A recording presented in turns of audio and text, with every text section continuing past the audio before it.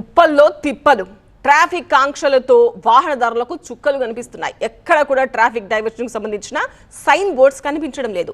ఎటు వెళ్లాలో చెప్పే సిబ్బంది లేరు. నేరుగా ఉప్పల్ రింగ్ రోడ్ వరకు వచ్చి ఎటు వెళ్లాలో అర్థం కాక రోడ్డుపైనే ఆగిపోతున్నారు. ఉప్పల్ నారపల్లి ఎలివేటెడ్ కారిడార్ నిర్మాణ పనుల కోసం ఆంక్షలు విధించారు. దాదాపు 3 నెలల పాటు ఇలా ట్రాఫిక్ మళ్లింపు ఉంటుంది. అసలే ఇక్కడ ఇరుకు. దీంతో పిల్లర్ల నిర్మాణానికి మార్గాన్ని మూసేయాల్సిన పరిస్థితి. ఆంక్షలు ఓకే, కానీ ట్రాఫిక్ డైవర్షన్ కు సంబంధించిన సైన్ బోర్డ్స్ అయితే ఎక్కడా లేవు అని వాహనదారులు ప్రశ్నిస్తున్నారు. ఎవరు లేరు అక్కడ ట్రాఫిక్ కానిస్టేబుల్ అడిగితే ఇట్లకెళ్ళి పోవచ్చు అంటున్నాను. ఇట్లకెళ్ళి ఎక్కడ పోవాలి మేము? అది ఉంటే పద్ధతి ఉంటే అది అక్కడ లిటిల్ ఫ్లవర్ కాలేజ్ అనేది జర పెద్దగా చేసి పెడితే అయిపోతుంది. ఆడ ఫుట్పాత్ అంతా పెట్టిర్రు. ఆ ఫుట్పాత్కి వెళ్ళి ఇప్పుడు రేపు స్కూల్ ఓపెన్ అయితే ఇంకెంత చాలా బాధ ఉంటుంది. అది ఏదైనా బోర్డులు పెట్టి వాళ్ళని డైవర్ట్ చేసి అక్కడ పంపిస్తే అయిపోతుంది.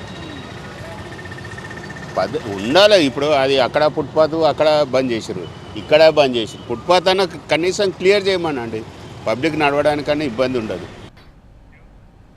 ఎటు వెళ్లాలో చెప్పే సిబ్బంది కూడా లేకపోవడంపై ఆగ్రహం వ్యక్తం చేస్తున్నారు. రూట్ తెలియక ఇక్కడిక్కడే తిరుగుతున్నామని వాహనదారులు చెప్తున్నారు. ఇక్కడ ఏం కనిపించలేదు. మ్యాప్ పెట్టుకొని వస్తున్నాము. ఇక్కడికి వచ్చిన తర్వాత రోడ్ బ్లాక్ అయిందని తెలుస్తుంది. అసలు ఎక్కడేం పెట్టలేదు. ఇబ్బంది అవుతుందండి. ఎక్కడి నుంచో వచ్చినాం మ్యాప్ పెట్టుకొని, కొంచెం ఇబ్బంది అవుతుంది. ఇప్పుడు ఎక్కడ వెళ్ళాలో కూడా తెలుస్తలేదు. ఏమైనా బోర్డులు ఏర్పాటు చేసి ఉంటే బాగుంటుండే, ప్రికాషన్స్ ఏమైనా పెట్టింటే బాగుంటుండే. ఇట్లా చేయడం వలన ఏమవుతుందంటే అంటే టైం వేస్ట్ అవుతుంది, పెట్రోల్ వేస్ట్ అవుతుంది.